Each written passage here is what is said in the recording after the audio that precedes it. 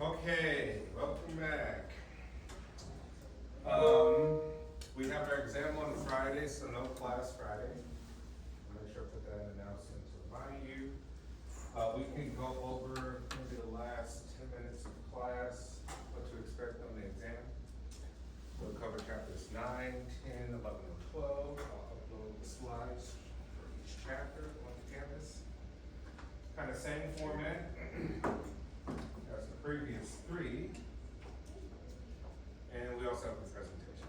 So I'll lecture for a few. Hopefully your group member shows up. Hopefully sometime. If not, then you do it on your own. All right, where do we leave off? We say, hey, we act differently when other people are involved. That's to any degree, but there's a lot of factors. We said we have crowds, we have groups. We saw that crowds tend to be people who we do not know. Thus, we may act a little bit differently depending on the number of people within the crowd, the environment in which the crowd is in. We have groups, people in which we share similar interests, likeness, thoughts, feelings, behaviors, physical attributes. We also act different with those depending on some factors, right? We saw that we can potentially all agree with the Nazi sort of ideology for we're in Nazi Germany, right? Because we have obedience oftentimes within groups. We feel social pressure, right? So it alters how we act as a person. We'll talk about how we have fundamental attribution bias, right? That we always have this tendency to resolve some sort of tension. So we usually place an emphasis on the person's behavior as just that. That's just that individual person's behavior without focusing on the context, the situation, right? So for example, if I'm driving down the highway, somebody cuts me off, right? I'm not really, I don't get angry like that, but let's just say I do. I get angry and I want to catch up to them and look in the window so I can get a peek at them and see what they look like. Like, why? Why is this necessary to look at them? Right? In my mind, I want to resolve the tension and anger by saying, ooh, exactly what I expected. That's a stupid person was. Right? Come to find out, that person's mom could have died, that person could have had a heart attack. I don't consider anything of any of that. I have an impulse snap judgment, right? It causes me to have some sort of prejudice, some sort of bias, some sort of anything that all of us would probably have to a degree, right? We would probably curse, say something very offensive, but we wouldn't say it in front of other people, right? So that's like a classic case of this fundamental attribution error. We attribute things to people personally without taking into consideration situations, context, things they're going through, even the groups that they are involved in, the crowd, or something of the sort, right? To relieve their stress. We'll look at the Stanley Milgram experiment, one of our famous studies in psychology that kind of deals with roles, how roles shape who we are, how that influences our behavior, right? How we take on the roles or the labels that we're assigned to. And we'll talk a little bit about love and compassion. So we left off, we went through the Milgram. Roles, right? Refer to a set of behaviors that are expected of a person in a given situation, right? We'll look at the Stanford prison experiment, right? We'll just talk about that. So in 1973, Philip Zimbardo, who was a professor of psychology at Stanford in Palo Alto, California, simulated a prison setting in which he demonstrated the power of social factors over behavior of individuals assigned in different roles. In layman's terms, he had this study, he randomly assigned some people to be either prisoners or either guards. To make the study real, more realistic, he gave confusing information to anybody who wanted to participate. They didn't really know what the study was about. He had real police officers go and pick them up, say that they had committed some sort of crime. He handed those police officers over to the guards, right? The prison was like, they were blindfolded, so the prison was down in like the basement of Stanford University, right? Very controversial study because it kind of violates any sort of ethical research that we would do today. We couldn't do this today. It wouldn't get approved, first of all. But he gave them little information, and what he wanted to find out, so he told the guards that the Study was about the prisoners, and he didn't tell the prisoners really what the study was really about. So he wanted to see how does a role, an assigned role, you either feeling that you're a prisoner or having this role as a prisoner, shape your behavior, right? How you're gonna react with other prisoners, how you're gonna react with the guards, and then how will the guards sort of react to prisoners? Meaning that would they begin to naturally abuse their authority? People have a tendency to naturally abuse their authority. Do prisoners have a tendency to kind of bunch together and fight back? Do they have a tendency to say, hey, maybe I am a criminal, right? Maybe I'm a victim, and I'm gonna feel sad about that, right? I'll be passive and actually let myself get abused on purpose, right? I deserve abuse, I deserve it. So we'll look at that case, this video. It's not 2 minutes long, so we can take a quick peek at it. On the first day, I said, this is not going to work. I mean, the guards felt awkward giving orders, and they'd say, okay, line up, repeat your numbers, and the prisoners start giggling. And then a very interesting thing happened. Dave Eshelman, who the prisoners named John Wayne, like he's a Wild West cowboy, he begins to be more extreme. I decided that I would become the worst, most intimidating, cruel prison guard that I could possibly be.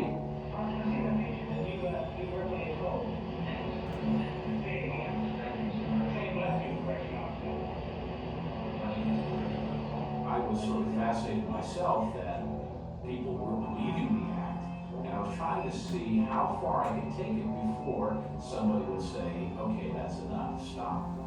We did have to do things like push-ups, we would have to sing things. At the beginning, we protested some of the actions, we did things to irritate the guards. So the guards' authority was challenged right off the bat. And the guards had to decide how they were going to handle that. They had to decide it without our input. I mean, again, this was not a Wilbur study in which we were standing over them telling them what to do. And they began to see the prisoners' behavior as a kind of an affront to their authority. And they began to push back. Even ramp up the general harassment. Just sort of crank it up a bit. Nobody was telling me I shouldn't be doing this. The professor is the authority here. You know, he's the prison warden. He's not stopping me.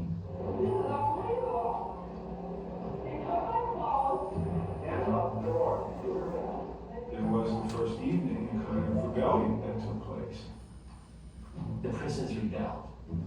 They barricaded themselves in their cells and said, we refuse to come out. They took off their numbers. They didn't want to be de-individuated. They started cursing the guards to their face. And the key turning point was the guards began to think of them as dangerous prisoners. Okay. Anything you noticed that stood out in that? Anything you noticed that probably could reinforce that behavior?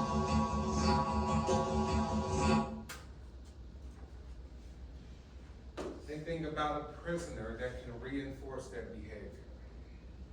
Making yourself passive or victim to some degree. Making yourself anonymous or even dangerous, more dangerous. Right, we say de-individuation, right? We heard about prisoners are given a number, so at the end of the day, you're a number. You're not a name, right? We've taken away your personal identity. We see we could dehumanize you by making you repeat things, not giving you a choice, right? Sing this song.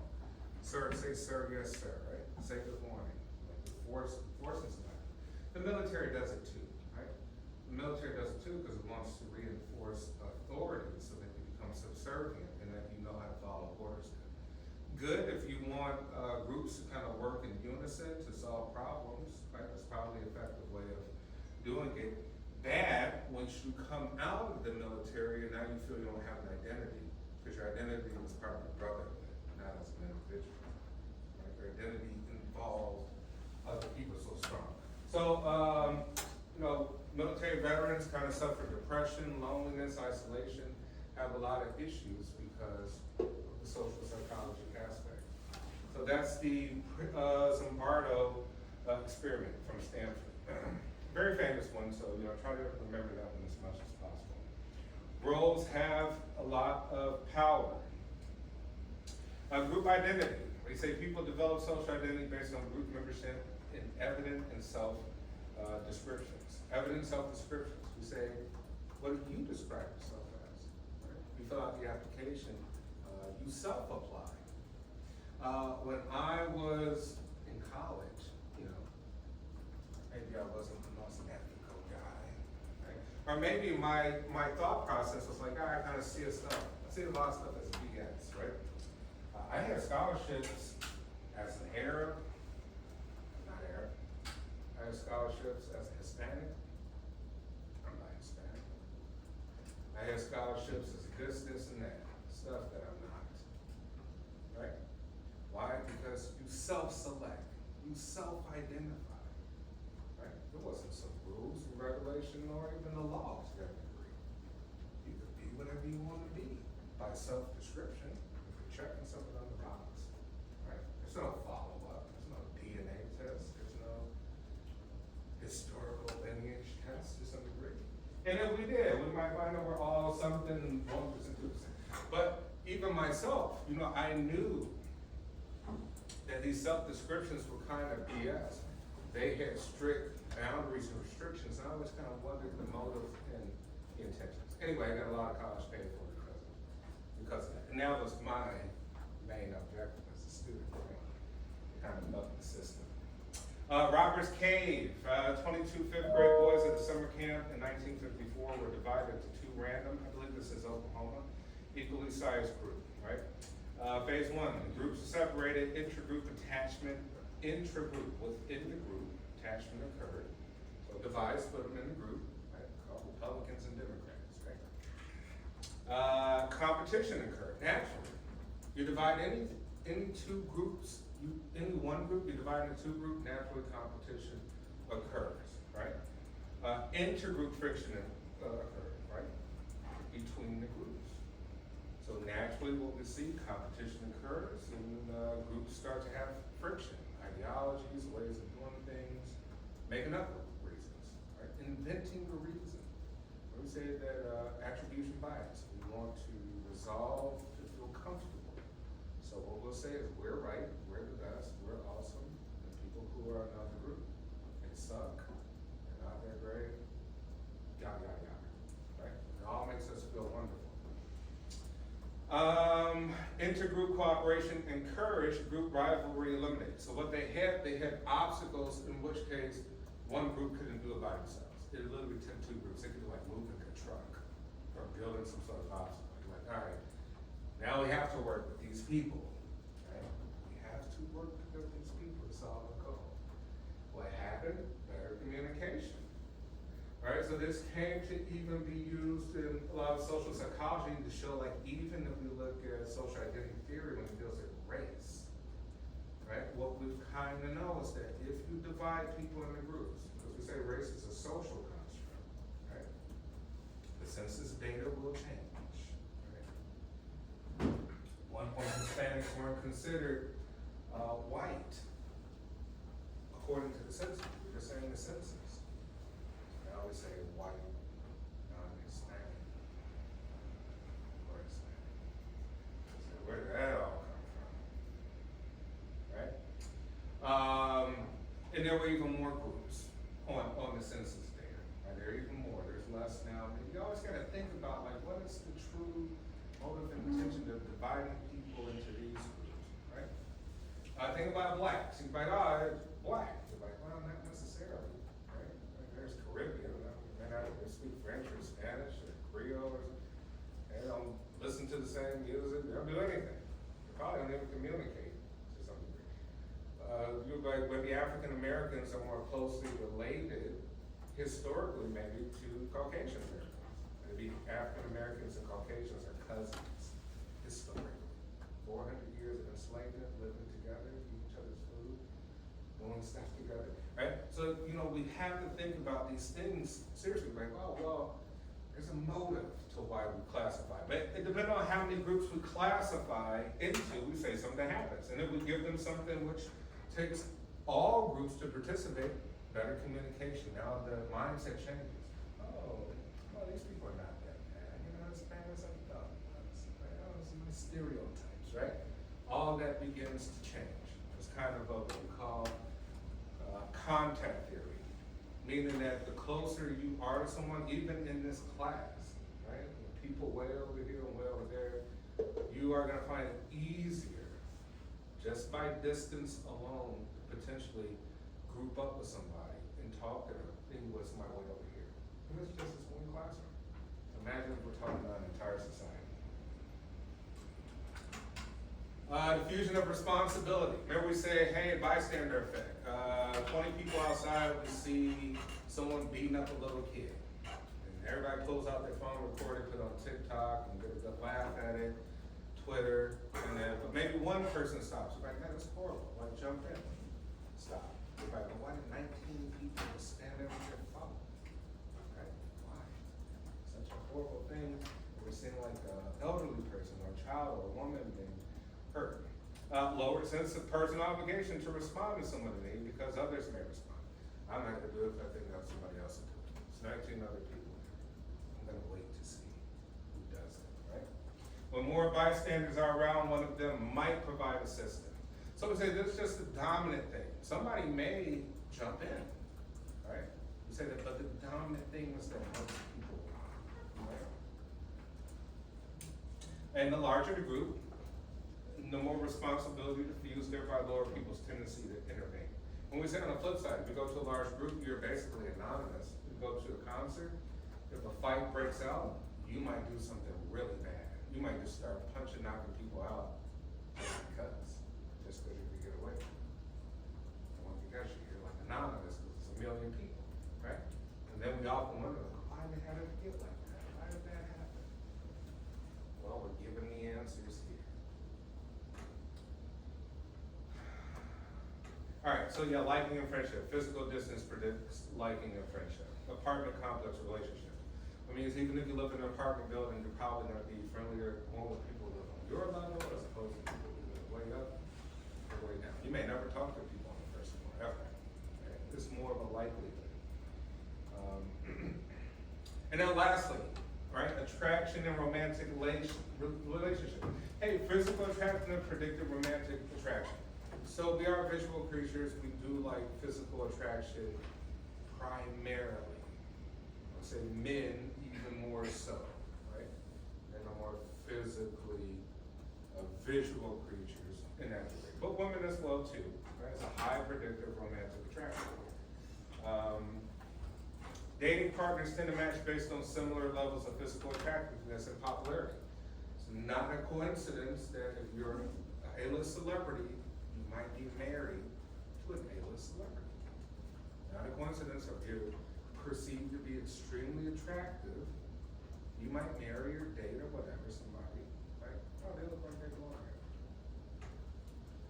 Right? And then on the flip side, you're like, hey, blue collar might marry blue collar. Right? People who are perceived unattractive might marry somebody who's might be perceived to be about the same level of attractiveness that they are. To say this is just a dominant characteristic, right? Doesn't mean that it always happens. You will see people out there in the world, extremely attractive. And these are just perceptions of beauty, right? Beauty is subjective. Love and commitment, main components of love is passion. Remember that passion kind of goes with drive, right? That drive, the motivation. Intimacy, maybe acting, act. Commitment could be the goal. So we say drive, action, goal. Passion, intimacy, and commitment. All right, so we say components of love. Here we got 6 components. All right, well, when we say gazing at the other could be the drive. Intimacy could be openness, commitment could be devotion. Right? And so if someone is in a romantic relationship and they can stare at the person, we say staring is kind of an uncomfortable thing to be on also, right? That's weird.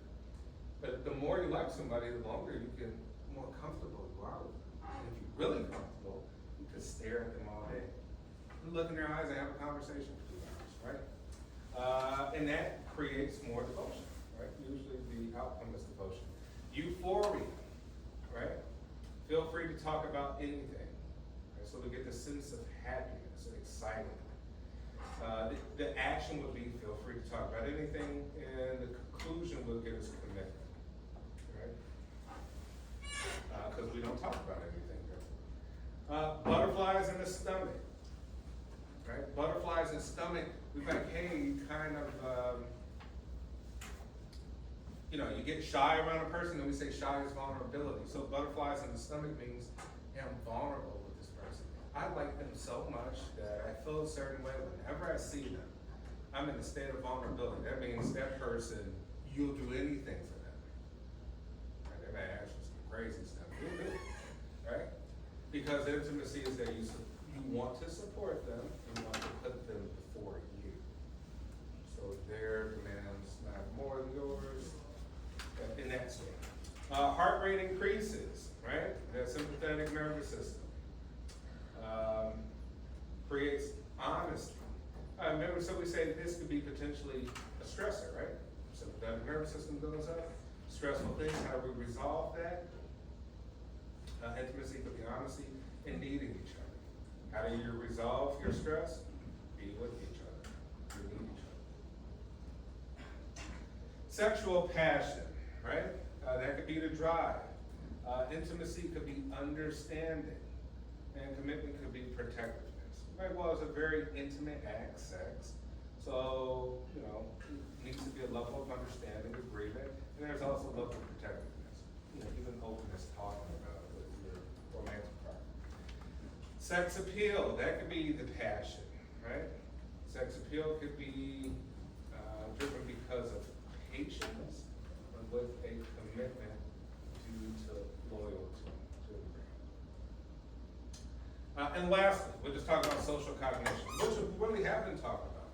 We say, hey, we think, feel, and behave differently when it involves a social aspect. Not just by ourselves, left in the room, not doing anything, but this involves anything, even social media, right? So if you log on to social media, it's not just you anymore, it's you and the entire Snapchat, Instagram, whatever, right? So you're gonna behave different, right? Than you normally would in some other capacity. Attributions, our belief that about the causes of people's behavior, accurate attributions, correct diagnosis, causing events. And then we said before, attribution bias, you're gonna say it's personal, or you're gonna at least address the situation of people. We overestimate the influence of personalities, underestimate the impact of situation. And that's the fundamental attribution error. And the last thing I wanted to cover was cognitive dissonance. Right, so that cognitive dissonance, I'm pretty sure you've heard of this term, major term, people use it a lot. But we say we want to resolve two conflicting sort of beliefs or actions, which means that if someone challenges you on your belief, even if you receive information for them to validate that, you still struggle because that's a stressor to try to accept that new belief. So you go, hey, it's fact, here's the statistics to show you. You might still reject the math. You might say the earth is flat. Hey, here's a video, we got 1 million people who actually witness. I still don't believe the earth is flat. The space is fake. The moon landing was fake, right? It don't matter. You'll never be convinced, right? It doesn't matter. The evidence presented, you could even maybe go yourself, and you might even say that it wasn't real, right? That is cognitive dissonance, because you've already accepted something as fact. It's going to be extremely difficult for you to accept new facts that reject your belief about something. Be careful when we look, we live in a conspiracy theory world, and I believe most conspiracy theories may have a hint of truth, but don't gobble it all up, right? Don't eat the whole pie. Okay, that is it.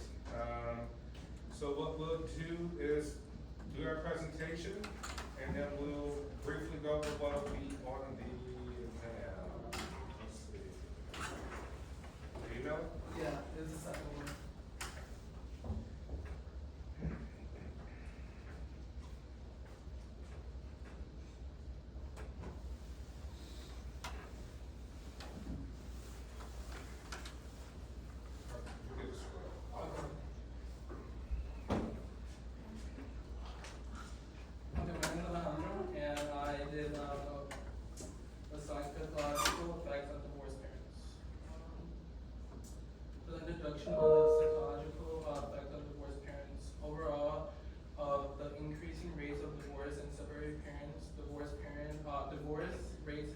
rising globally, affecting millions of children each year. Nearly 50% of marriages in some countries end up in divorce, impacting families. Why is this topic so significant in psychology? Understanding the impact of separation can help in driving better support system.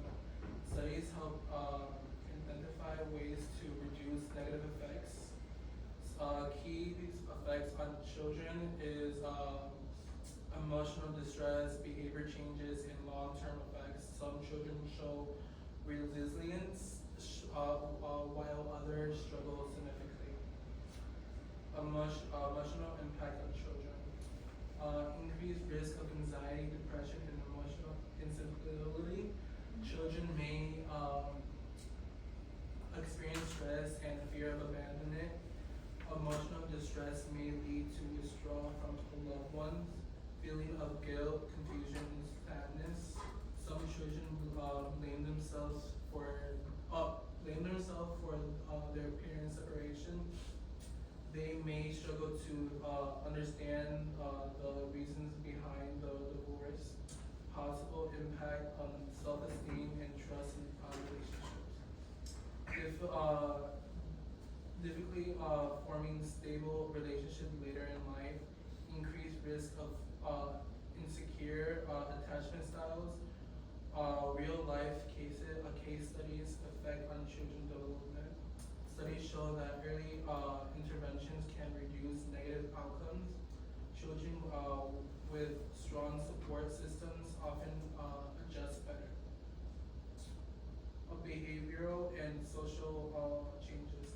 Some children act out while others become socially isolated. Stress and anxiety can make it difficult to focus on schoolwork.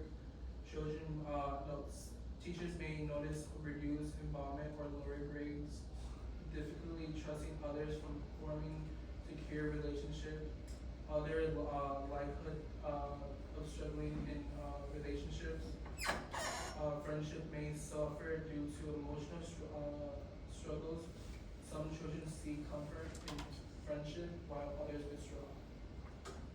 Managing stability and resistance. Other role of support, parenting and therapy. Parents and mental health professionals can help children adapt. Therapy can help children process emotions in a healthy way. Flexible strategies children use to cope, engaging in hobbies, maintaining routines, and seeking support. Talking to trusted adults or friends about their feelings. Importance of open communication and civility. Honest discussions reduce conflict and help with emotional processing. Encouraging people to experience emotions prevents bottling up feelings. Role of co-parenting. Equal parenting reduce stress for children. Kids help feel safer and happier when parents work together. Children benefit from quality time with both parents. Kids thrive with both parents, stay involved in their lives. Support from family and friends makes a difference. A stronger support system helps parents and kids adjust. Positive co-parenting leads to better emotional outcomes. Kids develop confidence and emotional stability. Flexible and understanding how co-parents succeed. Being open to changes makes things smoother for everyone. Avoiding conflict in front of children is key. Arguing in private helps children feel secure. Long-term psychological effects. High risk of anxiety and depression. Different childhoods can lead to anxiety and depression later on in life, especially if a person struggles with self-worth or feels being abandoned. Changing views on society now focus more on mental health and emotional well-being, encouraging people to work on their relationships challenges and seek help when needed. Influence on parenting. People often parent the way they were raised. A good child makes it easier to be a good parent, but learning and support can help break negative cycles. Trust and commitment in relationships. Childhood experience shape how people trust and commit to relationships. A loving environment help build a stronger relationship. Support and therapy help. Therapy and support from loved ones can help heal from past experience and form a better relationships. Those are the questions. How separated parents have a positive effect? Why or why not? Why can parents do a minimum negative effect on their children? How do different age groups experience separated parents differently? All right, first question, can separate parents or separated parents, no, that's okay. Can separated parents have a positive effect? Or do you think ultimately, since they're separated, it's going to be negative effects, like irregardless? What do you think? Yes. I think in some situations it can be positive, because like often, otherwise the parents would stay in like the same household, but if it's like a very hostile or like a toxic relationship where they're always fighting and arguing in front of the kids, and it's gonna promote a bad environment, in which case it might be better to like for them to like separate, so it doesn't have that, they don't have that environment around the kids. But I mean, I guess like some relationships, I guess, maybe it's not so much of a like environment where it's like they can kind of work together enough that it would probably be more harmful to separate. But I think, it probably could in certain situations. Yeah, so what you're saying, if there was a healthy environment with them together, great, potentially healthy outcomes for the child. But if they're hostile, but in the same environment, it's probably best for them. Maybe their behavior will change being separated. It could be the environment or, the immediate contact with each other causing their hostility. It may be more advantageous for the child if they separate. 2, what can parents do to, do you have any opinions or recommendations? What can parents do to minimize the negative effects on their children? What can you do to minimize negative effects? Yeah. Well, I would say, you gotta pick the right person, because once, even if it is like, I don't think parents should get divorced unless obviously they're not even doing their job as a parent, or they're affecting the partner in a way that's totally disorderly and not productive at all. As soon as you take that child from the parents, both genders are necessary for the development of the child. Men have different strengths, women have different strengths, and they need to kind of understand how to live in a masculine and a feminine world where they can coexist. Because then you have just men. If your child is just with men, then they're just masculine, and then they lose all the feminine qualities. And if they're just with a woman, or their mother is just feminine qualities, and they don't have any masculine qualities which counteract. And for example, women understand their emotions better because they're more emotional. However, men under pressure can kind of separate those emotions and to do the task at hand. But we need both to be functional society. Yeah, absolutely. Right, you need both. So what can they do to minimize? Just both do their job, right, as a parent, right? Do your job as a parent. Provide your strengths. Whatever the two people are strong at, give your strengths, right? Don't give the child your weaknesses, etc. All right, and then lastly, how do different age groups experience separate parents differently?